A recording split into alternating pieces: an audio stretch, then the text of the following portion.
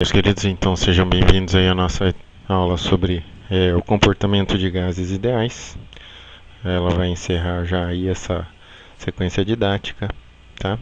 E aí o meu objetivo é que no final dessa aula você seja capaz de deduzir a lei dos gases ideais e aplicá-la para fazer algumas previsões sobre a evolução do comportamento de gases enclausurados em cilindros com êmbolos e demais sistemas usados aí para se lidar com os gases ideais, ok? Bom, vamos fazer uma breve introdução então a respeito do assunto. A gente já tem visto um pouco disso nas nossas aulas anteriores, né? Referentes aí à lei de Boyle e à lei de Gay-Lussac, né? Mas é, eu tirei isso aí da referência que vai aparecer aí no final do arquivo. Como aplicação, a gente poderia citar que, por exemplo, pilotos e balonistas, né, devem ter uma boa compreensão do que vai acontecer com os gases com uma variação de temperatura. Como é que isso pode influenciar o padrão dos ventos? Eles devem se preparar para isso, devem ter isso em mente, né? Devem estar sempre se preocupando com essas previsões para evitar imprevistos e complicações, né, nos seus voos, né? Já mergulhadores devem se preocupar com a influência da variação da pressão, né, no que diz respeito aí ao volume do ar enclausurado em seus tanques de oxigênio e pulmões. Isso pode se tornar bastante perigoso para o mergulhador emergir aí de profundidades muito elevadas, né, sem um devido cuidado, né. Isso aí pode trazer complicações à sua saúde, riscos à sua saúde, né? Então, mergulhadores também precisam ter essa noção aí, precisam ter esse cuidado aí com relação ao comportamento de gases ideais. Então, estão aí algumas aplicações práticas de que esse conhecimento pode nos auxiliar, né? Pode nos prover aí de recursos para soluções do dia a dia, né? Então, uma pequena revisão, consideramos inicialmente aí no estudo dos gases ideais a lei de Boyle-Mariotte, que foi independentemente descoberta aí pelos dois cientistas, Robert Boyle, que era um químico, e Edmond Mariotte, que era um físico, né?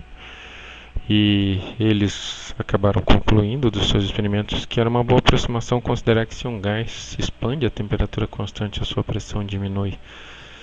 Então, se a temperatura for mantida constante, por exemplo, pela presença aí de um reservatório de calor, como um forno ou algo do tipo, né? Então esse produto aqui fica constante. O produto da pressão pelo volume vai se manter inalterado. Então, numa etapa inicial, esse produto vai ser igual a uma etapa intermediária, que vai ser igual ao produto aí de uma etapa final, né? Pessoal, queria que vocês se atentassem para o seguinte, ó, essa relação aqui ela não é válida para qualquer transformação, para qualquer instante da transformação, tá? Isso aqui só vai ser verdadeiro para aquelas situações de equilíbrio, tá? Em que uma mudança for provocada, como por exemplo a expansão do gás, né? E aí a gente aguarda aí o sistema se estabilizar. Ou se essa transformação for feita muito, mas muito lentamente, aí isso aqui vai ser válido, ok? A gente só tem que tomar esse cuidado aí. Essa relação não vale para situações fora do equilíbrio, tá? Bom, tem um vídeo aí exibindo uma demonstração dessa lei nesse sítio e uma animação disponível nesse link aí que eu vou deixar aí para vocês. Eu vou exibi-la agora aqui para vocês. Vejam então aqui nessa animação, né, que se a temperatura se mantiver aí constante, no caso aqui está sendo mantida aí a 300, eu imagino que seja 300 Kelvin, né? E aí, bom, se a pressão for aumentada, o volume diminui. E se a pressão for diminuída, o volume aumenta, né? Então tá aí a lei de Boyle-Mariotte. Ok? A gente estudou um pouquinho, na sequência a gente estudou um pouquinho sobre a lei de Charles Gay-Lussac, né? A gente viu que os trabalhos relativos a essa lei foram desenvolvidos primeiramente pelo físico francês Jacques-Alexandre César-Charles, mas ele não publicou, né, seus resultados. Isso coube ao químico José-Louis Gay-Lussac, que fez isso, né? E, bom, eles chegaram à conclusão que quando o volume é constante, a temperatura fica diretamente proporcional ao volume, né? Então é o que está expresso aqui, né? Se as duas grandezas são diretamente proporcionais, então a razão entre elas é sempre uma constante, né? Isso implica em dizer que a razão entre o volume e a temperatura de um estágio inicial é igual a essa razão em qualquer outro estágio. Aqui eu considerei N estágios, né? Lembrando novamente que essa relação só é válida para situações de equilíbrio, né? Ou um caso em que a gente aguarda o sistema se estabilizar e faz essas medidas, ou num caso em que a evolução se dá muito lentamente. Aí a gente pode considerar que é, os estágios são de equilíbrio, né? Tem uma animação disponível aí nesse link que eu vou mostrar para vocês, só para deixar mais evidente ainda essa relação. Está aqui ela. Então vamos ampliar aqui. Vejam que se a pressão é mantida constante, quando o que se pode fazer, por exemplo, com esses dois pesos aqui, né, em cima do êmbolo, se a pressão é mantida constante, conforme a temperatura aumenta, o volume do gás também aumenta e vice-versa, né? Então tá aí uma expressão, uma ilustração simples, né, que nos mostra como que é o comportamento do gás relativo a essa lei, ok? Então tá bom, pessoal. Agora a gente vai ver a dedução aí da lei dos gases ideais e considerar que um gás ideal vai ser sujeito a duas transformações sucessivas. A primeira delas na qual a pressão é constante e na segunda é a temperatura que vai se manter constante. A pergunta que nós pretendemos responder é qual será a relação entre os parâmetros do estágio inicial e final de todo esse processo. Então, tem aí uma ilustração que vai nos ajudar a entender esse processo. Então, na primeira etapa aqui há uma mudança à pressão constante. Então vejam que se vocês mantiverem, se a pressão for mantida constante, né, e a temperatura subir, o volume também sobe, né, o volume do gás também vai subir. Então essas duas grandezas ficam diretamente proporcionais. Então quanto uma sobe, a outra também, né?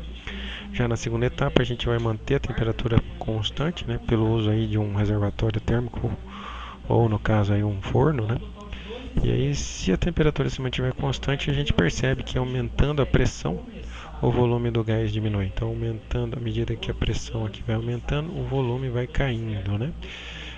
Em outras palavras, essas duas grandezas ficam inversamente proporcionais. Então, quanto uma cresce, a outra diminui, né? Então, vamos lá, gente. Ó, no primeiro desses processos, como a pressão é constante, vai valer a lei de Charles e Gay-Lussac. Né? Ou seja, a razão entre o volume e a temperatura se mantém constante. E na segunda etapa vai valer a lei de Boyle-Mariotti. Percebam aí que há um vínculo entre essas duas equações, que é o volume do estágio 1. Então a gente pode usar, por exemplo, essa equação 1, resolver essa equação 1 para o volume 1 e substituir esse resultado na equação 2 para eliminar esse volume dentre essas duas equações. Então é isso que nós vamos fazer. Então aqui na equação 1 nós vamos multiplicar dos dois lados pela temperatura T1.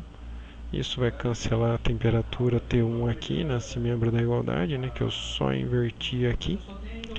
Do outro lado vai ficar esse produto, né? Aqui é um produto de frações, então o resultado vai ser o produto dos numeradores dividido pelo produto dos denominadores. E aqui desse outro lado as temperaturas T1 vão se cancelar, certo? Então a gente conclui que o volume 1 é essa razão e a gente insere esse resultado nessa equação aqui. Então é isso que eu estou fazendo nessa etapa aqui, ó. Nesse volume, no lugar desse volume eu coloco esse resultado. E aí aqui a gente vai ter uma multiplicação de frações, né? Pode parecer que o P1 não está numa forma de fração, mas ele pode ser colocado na forma de fração apenas considerando-se aí um denominador igual a 1. E daí o produto de frações, né, vai ser o resultado disso, né, vai ser o produto dos numeradores dividido pelo produto dos denominadores, aqui esse produto então dividido pelo T0. E agora a gente pode eliminar a temperatura T1 dessa fração dividindo dos dois lados por T1. Isso vai cancelar essa temperatura aqui e vai colocar lá no denominador do segundo membro aí da igualdade. E agora a gente já chega nessa proporção aqui, que é um estágio bastante imediato aí a dedução da lei dos gases ideais. Basta que a gente considere que na primeira etapa a pressão foi se mantendo constante, né, ou seja, a pressão vai ser a pressão zero. E na segunda etapa a temperatura se manteve constante. Então a temperatura do estágio 1 vai ser a temperatura do estágio 2. Então a gente vai poder substituir nessa proporção o P1 por P0 e o T1 por T2. E pronto. Nós concluímos assim que A relação entre esses parâmetros dos estágios inicial e final desse processo é essa aqui, ó. A razão entre o produto do volume e a pressão pela temperatura se mantém constante. Em qualquer estágio, isso vai ser o mesmo resultado. Então, como qualquer processo pode ser dividido em dois processos desse tipo, a temperatura constante e a pressão constante, não precisa ser necessariamente nessa ordem, né? Mas qualquer processo pode ser dividido em dois desses processos, essa relação vai ser válida para qualquer transformação que envolver um gás ideal. Então vai ser uma boa aproximação considerar que essa razão aqui, em qualquer estágio, vai ser a mesma. Certo? Perceba que essa lei geral aqui já compreende as duas leis de Charles Gay-Lussac e Boyle-Mariotti. Veja que se a pressão for constante, então a gente pode considerar que a pressão do estágio 0 é igual à pressão do estágio 1 e aí cancelar ela nessa igualdade para gerar a lei de Charles Gay-Lussac. E se a temperatura for constante, a gente pode considerar, por exemplo, aqui que a temperatura T0 é igual à temperatura T1, cancelar ela para produzir a lei de Boyle-Mariotti. Percebam como a lei dos gases ideais compreende essas duas leis aí, ok? E aí um exemplo que eu tirei da bibliografia, tá? Dessa bibliografia número 2, o livrinho do Tipler. Vamos considerar um gás com um volume inicial de 2 litros, a uma temperatura de 30 graus Celsius, uma pressão de atm. E ele vai ser aquecido a 60 graus Celsius, comprimido para um volume de 1,5 litro. E o objetivo é determinar qual a nova pressão que esse gás vai assumir. Percebam que agora aqui já fica difícil de considerar a lei de Gay-Lussac ou então a lei de Charles, desculpa, a lei de Boyle-Mariotti, porque já não tem mais um parâmetro fixo, né? Você vê que tanto a pressão quanto a temperatura estão mudando aí, e volume também, né? Mas a gente pode resolver usando a lei dos gases ideais. Só que primeiramente a gente precisa converter essa temperatura para a escala Kelvin, para evitar o problema de uma temperatura zero no denominador, né? E a gente pode aplicar a lei dos gases ideais, inserindo seus parâmetros no lugar dos seus respectivos fatores e cancelando suas unidades. A gente pode encontrar que essa pressão vai ser 1,47 atm. Vocês vão simplesmente ter que multiplicar isso aqui por 3 e dividir por 1,5, né? Ok? Então é isso, pessoal. A gente se encontra na nossa próxima aula. Muito obrigado.